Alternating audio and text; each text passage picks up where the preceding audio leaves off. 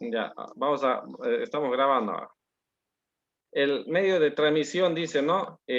¿Cuál era? Le decía, ¿no? ¿Cuál en las capas del modelo OSI, cuál sería la capa con la cual podemos hacer, con los medios con los cuales podemos hacer la transmisión de datos, ¿no?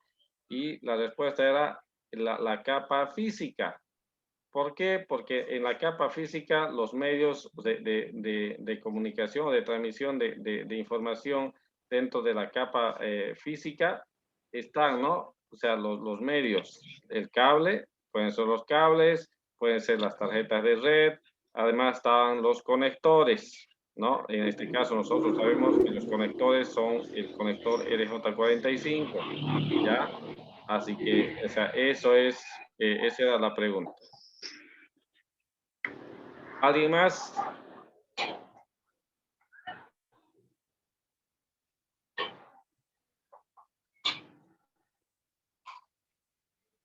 ¿Nadie más? Negativo, Inge.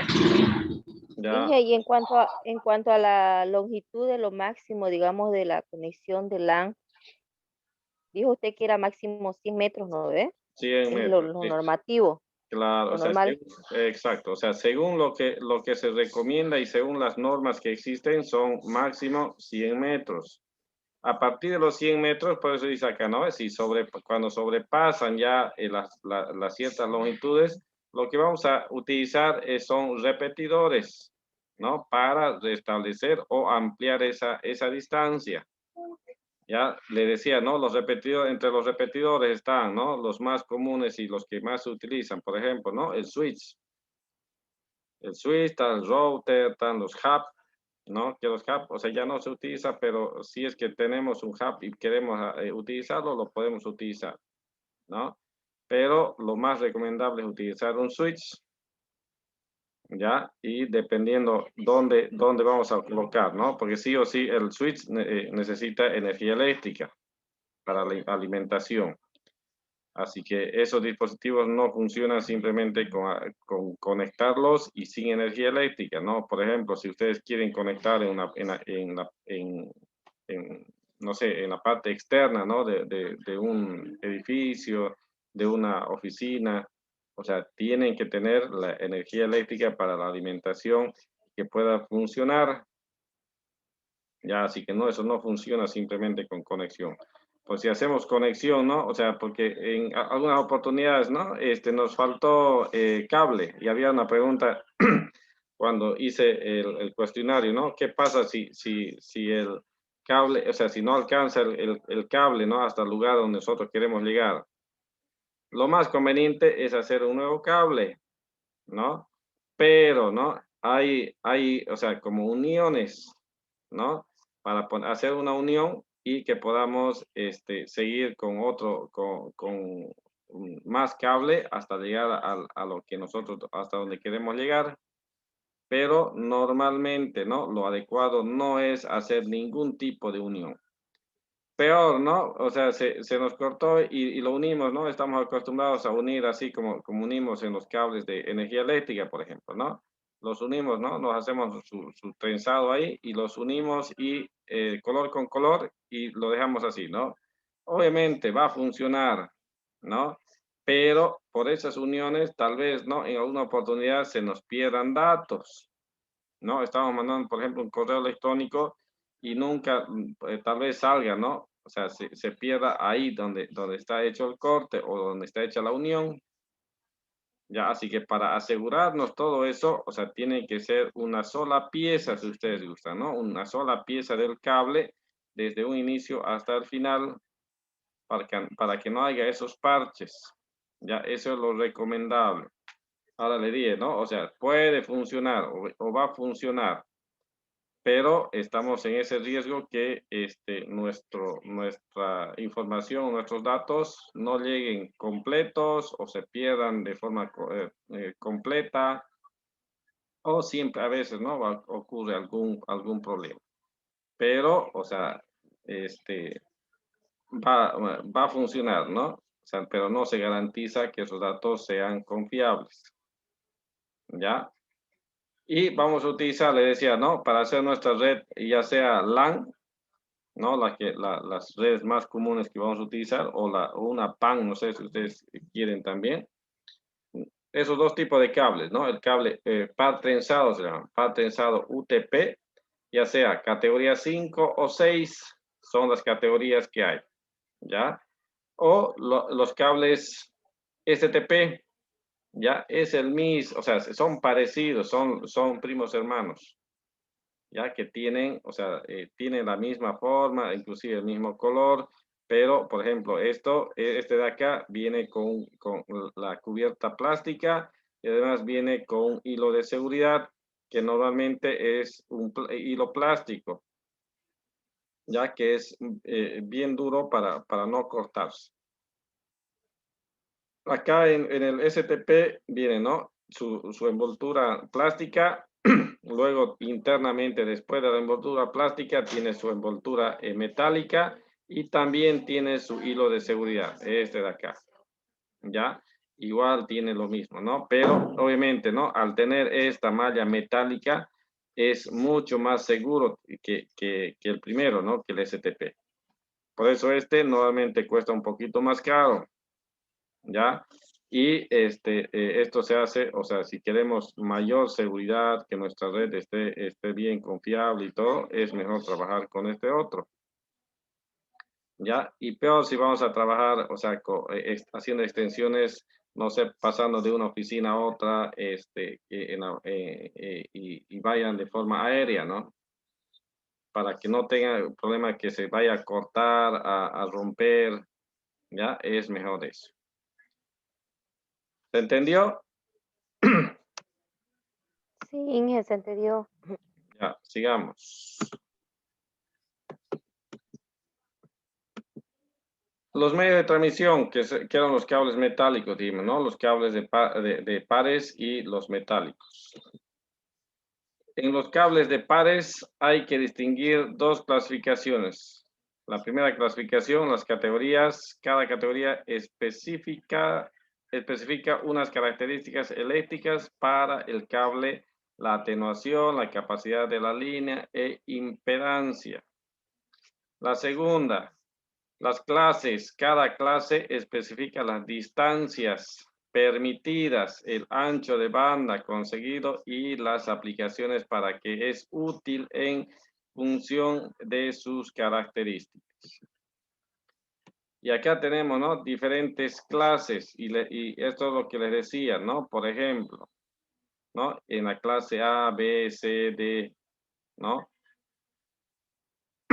Por ejemplo, el ancho de banda, dice, ¿no? En la categoría 3, 4, 5, 6, 7. Esto es 100 kilohertz, megahertz, megahertz, megahertz, megahertz y megahertz. Por ejemplo, ¿no? Acá son, en la categoría 2, dice 2 kilómetros. Pero son en esta velocidad, ¿no? En clase de 100 kilohertz. Si hacemos la comparación, ¿no? Entre kilohertz y megahertz es bastante, ¿no? De 100 a 600, por ejemplo. Pero, por ejemplo, para la transmisión de 600 megahertz, o sea, solamente tenemos en la categoría 7, ¿ya? En las clases de ancho de banda, ¿ya? Y aquí donde dice no hay es porque no se usa, ¿no? Simplemente, por ejemplo, aquí dice sin uso, tampoco se usa, ¿no?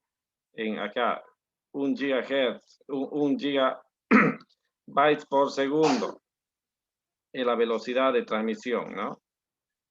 Y acá tampoco se usa.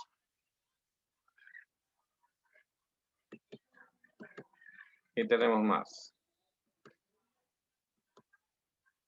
Esto es lo que les decía de los cables, ¿no? La Sociedad de Estándares ha hecho evolucionar la categoría 5. O sea, anteriormente, ¿no? Lo normal era trabajar con cables cables UTP categoría 5. Dice, definiendo otras de las características mejoradas que se describen a continuación. La categoría 5 está pensado solamente para soportar transmisiones típicas de la tecnología ATM. Eso quiere decir que vamos a utilizar, o la transmisión es de 155 megabytes por segundo. Esto es medidos en velocidad. Pero no es capaz de soportar gigabits del Ethernet. En este caso sería 1 gigabyte por segundo. O sea, en esta categoría 5, lo máximo que podemos trabajar es en la tecnología ATM con 155 megabits por segundo. O sea, no podemos llegar a lo que es 1 gigabyte por segundo. ¿Ya? Ahora, hay otra categoría que es la categoría 5, pero ya es mejorada, así se llama. En esta versión se mejoran los parámetros del cable para llegar a la transmisión de gigabits en Ethernet. En este caso, se llega con esto, al 1 gigabits por segundo.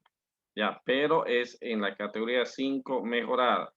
En los cables vienen, en los cables que nosotros tenemos en los categorías UTP, viene escrito como etiqueta, viene sellado y dice, ¿no? ¿Qué tipo de categoría es el cable?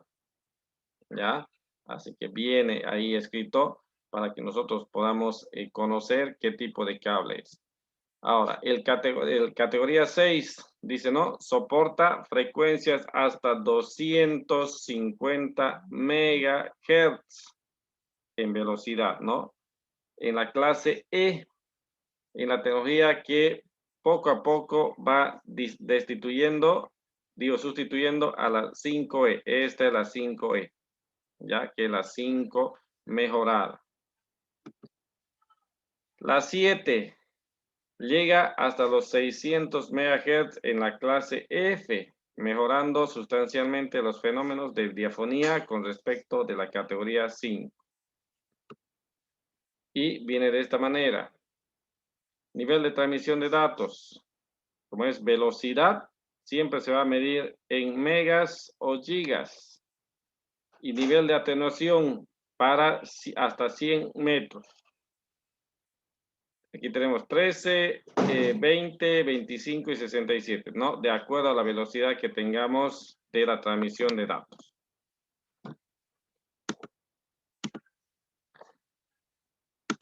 Seguimos, ¿no? En lo que es la transmisión de datos, pero en este caso con el sistema de fibra óptica.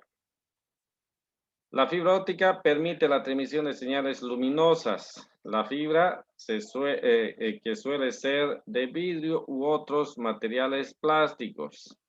Es insensible a las interferencias electromagnéticas externas. ¿Ya? Y es más o menos, el cable de la fibra óptica es parecido a esto, ¿no? Pero por ejemplo, su fibra es bien finita, ¿no? Muy fina. Si ustedes tuvieran la oportunidad de tener un cable de fibra óptica, es de esta manera, ¿no? Y están acá, ¿no? Tienen una cubierta exterior, tienen elementos de tracción, que son estos, o sea, es una especie de que va a cubrir, ¿no? Cubre esta parte, que es el buffer. Después tiene otro revestimiento donde recién luego viene la fibra. Ya, esa es la estructura de un cable de fibra óptica. Ya sea la fibra, sea de plástico o de vidrio.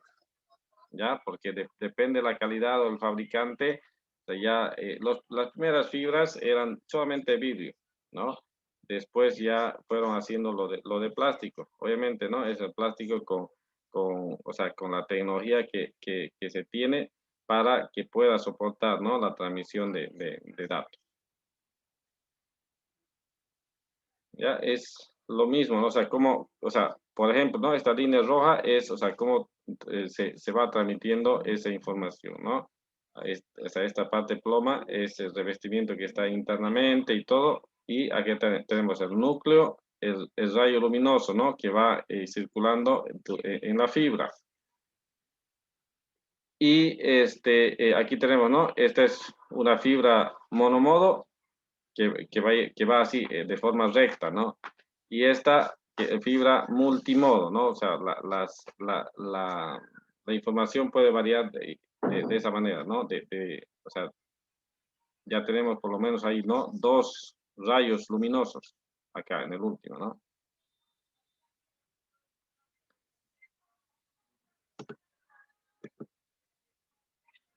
Seguimos, ¿no? Con lo de fibra óptica.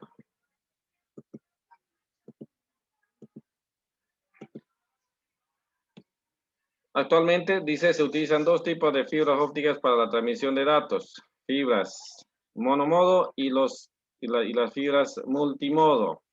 La fibra monomodo utiliza un núcleo estrecho que es atravesado por un láser en un único camino, sin apenas reflexiones de la luz en las paredes.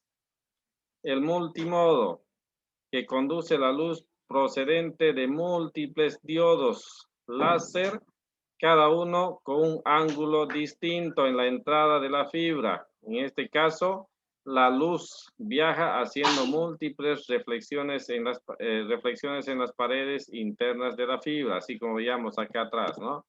A ver, este de acá, ¿no? Este era el multimodo y este es el monomodo.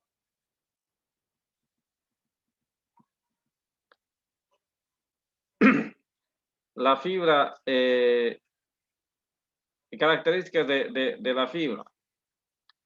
En cuanto a su tronco, puede llegar hasta 100 gigabytes por segundo o más, a comparación de los cables, ¿no? Apenas llegaba, por ejemplo, ¿no? 155 megas, ¿no? Megabytes por segundo.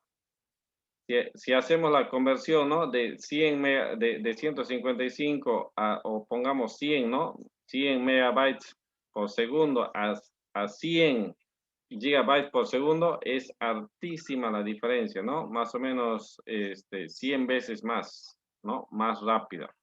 Por eso normalmente la fibra, o sea, cuando tenemos, ¿no? Conexión a fibra, debería ser mucho más rápido, ¿no? Porque, o sea, la transmisión entre la fibra y la comparación con un cable UTP es mucha la diferencia.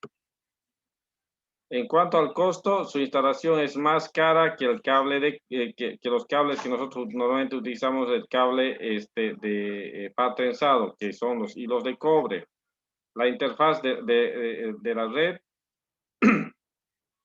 también es también son algo más caras que sus equivalentes al del cable par trenzado. En cuanto al ruido, no es afectada por el ruido ni las emisiones radioeléctricas. Esto hablando de la fibra, ¿no? O sea, no tiene ese problema, o sea, igual que nuestros cables. En cuanto a la escalabilidad, puede crear segmentos de red desde metros hasta 40 kilómetros o más, ¿no? O sea, la segmentación quiere decir, ¿no? Una fibra sin corte, o sea, sin algún tipo de repetidor o un equipo que repita, hasta los 40 kilómetros, ¿no? A comparación de un cable UTP, ¿no? Que decíamos que la longitud máxima es solamente 100 metros. O sea, no llega ni a 1 kilómetro, ¿no? Así que, o sea, obviamente, ¿no? En las transmisiones de datos a distancia o de larga distancia es mejor tener o hacer la instalación de una fibra óptica. Hasta ahí, ¿preguntas?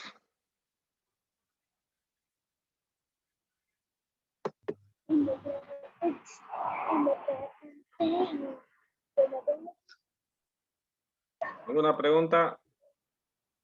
Negativo, Inge. ¿Copiado? Positivo. Ok, sigamos un poquito más y luego tiene su descansito. Veamos ahora cuáles son los sistemas inalámbricos. Seguimos, ¿no? En los medios de transmisión. Estos sistemas se utilizan en las redes de área local, o sea, porque no existen, ¿no? Instalaciones o redes inalámbricas que sean en redes metropolitanas, por ejemplo, ¿no? Siempre va a existir nuestra red de los sistemas inalámbricos se hacen normalmente y de forma efectiva con una red de área local. Y más todavía, ¿no? Con el uso de una red, o sea, la red local es la LAN, ¿no? Pero una red más pequeña de la LAN es la PAN, ¿no? ¿Qué quiere decir PAN? Por si acaso no es de comer, ¿no? ¿Quién sabe qué es una red PAN?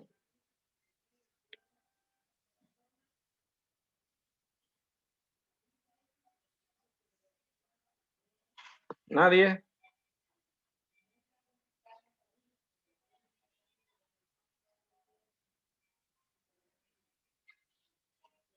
Nadie.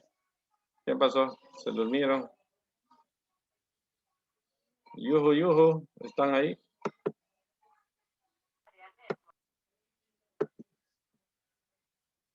Parece que voy a tener que preguntar uno por uno para ver si están despiertos, ¿no? ¿Qué es una red PAN? Es una Se red, puede utilizar para una comunicación entre dos dispositivos personales. ¿De área ingeniero. personal? Es una red de área personal. Eso lo que significa PAN. Porque, o sea, LAN es más grande, ¿no? Después de la PAN está la LAN. Después de la LAN viene la MAN. Después de la MAN viene la WAN, ¿no? Que es la red más grande. ¿Ya? Así que por eso le decía, ¿no? Nuestras redes inalámbricas a veces, ¿no? Mejor funcionan si estamos en nuestra casa, o sea, puede ser, ¿no? Ya puede, dependiendo de la cantidad de equipos, o sea, se puede formar una red PAN o una LAN, ¿no? Depende de cuántos equipos vayamos a conectar, cuál es la distancia y todo, ¿ya? Pero, o sea, también puede ser una red LAN, ¿no? Si ya tenemos equipos de computación, tenemos impresoras tal vez conectadas a la misma red, ya se hace una red más grande, ¿ya? No son necesarios complejos sistemas de cableado, ¿no? O sea, tal vez, ¿no? El único cableado que llegue sea a nuestro router, ¿no? Para hacer nuestra red inalámbrica. Los puestos de la red se pueden desplazar sin grandes problemas. Sin embargo, su velocidad de transmisión no es muy alta y sus parámetros de transmisión están legislados para la administración pública que los restringe. ¿Ya? Y de acuerdo también, ¿no? al proveedor de servicios que nos den, ¿no? Porque a veces nos dicen, ¿no? Va a tener su alcance de su red inalámbrica, va a ser 100 metros. Pero si ustedes cubren, ¿no? Su pared contra la transmisión de datos, no va a llegar ni a los 20, 30, 50 metros, ¿no? Por ejemplo, ¿no? Si ustedes cubren a sus, y no sé si vieron, ¿no? Si cubren a sus antenitas de vinil, ¿no? Del chapulín colorado, ¿no? Las antenitas del router, si ustedes lo cubren con aluminio, ya no pasa la señal, ya las ondas no pasan sobre el aluminio, ¿ya? Así que hay formas de reducir las ondas hasta donde hay el alcance, ¿no? O sea, si ustedes no quieren que esas ondas vayan a una cierta dirección, pueden ponerle una latita de cerveza, ¿no? Para que, de aluminio y no va a ir por ese lado, ¿no? Igual, o sea, puede funcionar el papel aluminio, ¿no? Que se utiliza en la cocina, también puede servir. ¿Ya? Además, ¿no? La transmisión o la velocidad de sus instalaciones inalámbricas va a depender, ¿no? Obviamente del tipo de equipo, la calidad del equipo, la altura, ¿no? Hasta qué altura está, si ustedes lo tienen, no sé, pues sobre su velador, o sea, la señal también va a ser corta, ¿no? O sea, no va a ser muy amplia porque tampoco hay la altura que, tal vez, ¿no? Mientras más alto, más alcance tiene, ¿no? Todas esas cosas hay que, se tiene que definir o se ve cuando trabajamos con los sistemas inalámbricos. El medio de transmisión en los enlaces de radio es el espacio libre, con o sin atmósfera, a través de ondas electromagnéticas que se propagan a la velocidad de la luz. O sea, son rápidos, ¿no? O sea, ni siquiera ustedes van a abrir la puerta para que salga esas ondas, ¿no? Es directamente, es súper rápido, ¿no? La propagación por el medio atmosférico produce en ocasiones problemas de transmisión provocados por los agentes meteorológicos. Y ahí tenemos, ¿no? Por ejemplo, un router. Acá, ¿no? Tenemos este router con dos antenitas. Aquí tenemos, esta es una tarjeta de red, pero inalámbrica. Ya, esto se coloca en nuestras PCs. Ya, en la PC tenemos esta tarjeta con esta antenita.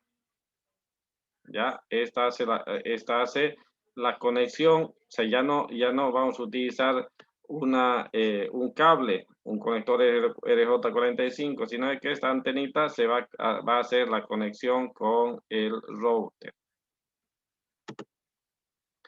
Los efectos físicos que pueden alterar las magnitudes inalámbricas son los siguientes. Los efectos físicos, ¿no? Que pueden alterar la comunicación inalámbrica. Por ejemplo, la reflexión se produce cuando la onda electromagnética se encuentra con un obstáculo reflejante que hace que la señal se refleje en él y produzca interferencia consigo mismo. La difracción es, en este caso, la señal divide su camino, lo que hace que se desborden los obstáculos que se encuentra y haciendo que el destino reciba la misma señal por varios caminos, pero desfasados unos de otros. Y el otro efecto que puede tener es la dispersión, es la difusión o reflexión de las señales en múltiples y diferentes direcciones sin un control de direccionamiento definido. Ya, entonces, esos son los tres efectos físicos que pueden alterar una comunicación inalámbrica: la reflexión, la difracción y la dispersión.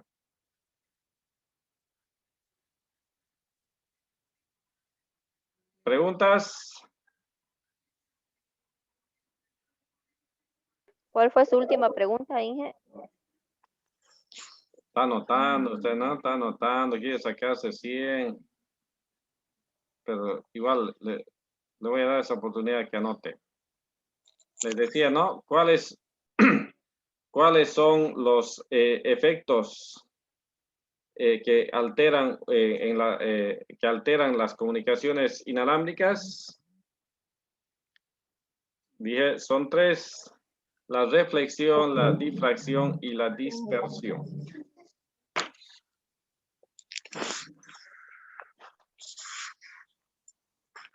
Ah, ya, gracias, Inge.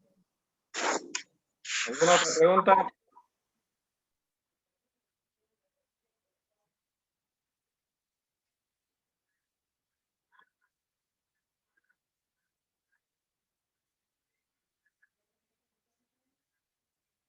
¿Naranjas? Negativo, Inge. Muy bien. ¿Seguimos? Sí. Sigamos. Sí, Inge. Ya, sigamos unas 2 diapositivas más y damos el descansito. Hay que tomar en cuenta el horario que juega Bolivia. Ya.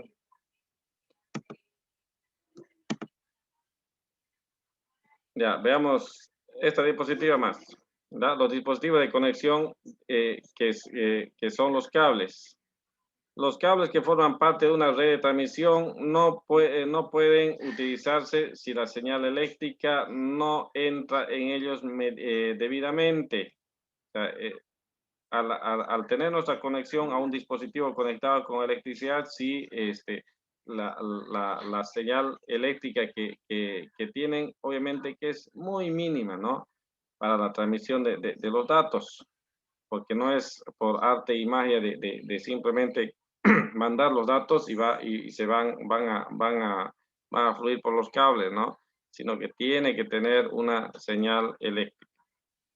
De esta función se ocupan los conectores, que no son más que interfaces que adecuan la señal del cable a la interfaz del receptor.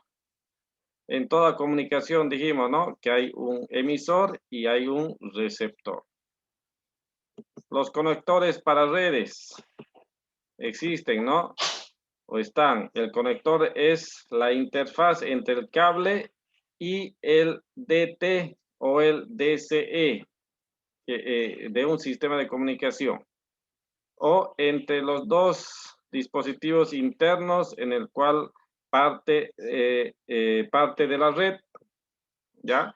Por ejemplo, dice, ¿no? Es la interfaz, ¿no? O sea, el conector va a estar en una punta y o sea, en un extremo y en el otro, ¿ya? Para eso nos va a servir los conectores. No es que va a servir simplemente para un lado, sino que va a ser para el que envía y para el que recibe, ¿ya? Algunos de estos conectores se describen a continuación. Le decía, ¿no? Por ejemplo, el RJ11 es el que utilizamos normalmente para las conexiones o hacer nuestros conectores para la comunicación de los teléfonos fijos. El RJ12 no se utiliza, es muy raro. Y el que sí se utiliza para nuestras redes y el que nosotros vamos a utilizar es el RJ45. Estos conectores, dice, se suelen utilizar con cables UTP, STP y otros cables de pares. ¿Ya? O sea, esos son los cables que van a utilizar con ese tipo de conectores. Cuando se les pregunte, ¿no? Por ejemplo, ¿cuántos conectores existen? En el caso, tienen que decirlo, ¿no? Para el tipo de cables, para cables. En este caso tenemos 3, RJ11, RJ12 y el RJ45. Además, ¿no? Tenemos el AUI, el DB15. Estos son utilizados en la formación de tecnologías en estrella con cables de pares o para la conexión de transceptores a las estaciones. Ahorita vamos a ver eso.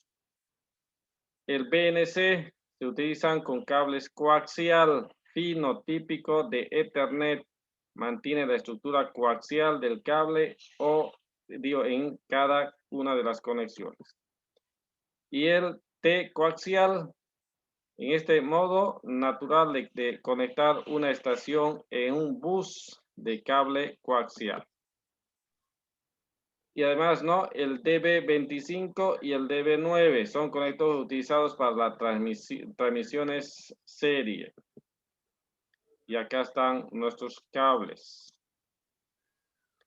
¿no? De cada uno, digo, los conectores de cada uno de los que les decía. ¿Ya? Aquí tenemos, ¿no? Estos son los cables coaxial, el UTP y el de fibra. Ahí tenemos, ¿no? Nuestros conectores que vamos a utilizar, los RJ45. Estos son los conectores que vamos a utilizar para los cables coaxial. Estos son los DB25, que son una especie de conectores con pines. Acá abajo, ¿no? Tenemos unos cables ya hechos con los conectores RJ45. Acá hay un conector DB9. Y acá tenemos, ¿no? Conectores y para la fibra óptica, ¿no? O sea, los conectores que se utiliza en fibra óptica. O sea, los conectores que nosotros normalmente vamos a conectar o vamos a trabajar en redes es el RJ11 y el RJ45, ¿ya? Y tal vez, ¿no? Si utilizamos cable coaxial, vamos a utilizar el T coaxial, ¿no? Que dio este de acá, el BNC, ¿ya? Que son estos. Ya, si ¿Para ustedes, qué dijo que era ahí? solo para la utilización del cable coaxial, que normalmente, ¿no? Si ustedes vieron en la conexión a la televisión por cable, ellos utilizan eso para llegar a nuestro televisor. Ah, sí, sí, sí. ¿No? Tiene unos conectorcitos que inclusive son a rosca, ¿no ve? Tienen su rosca para asegurar al dispositivo. Sí, correcto. ¿Preguntas? Hasta ahí sería nuestra clase de hoy. El conector, usted dijo que el conector RJ45, que ese lo íbamos a utilizar para hacer la instalación. Sí, para hacer nuestras redes, ya sea nuestras redes utilizando el cable UTP o STP, vamos a utilizar el conector RJ45. Ay, ay, ay.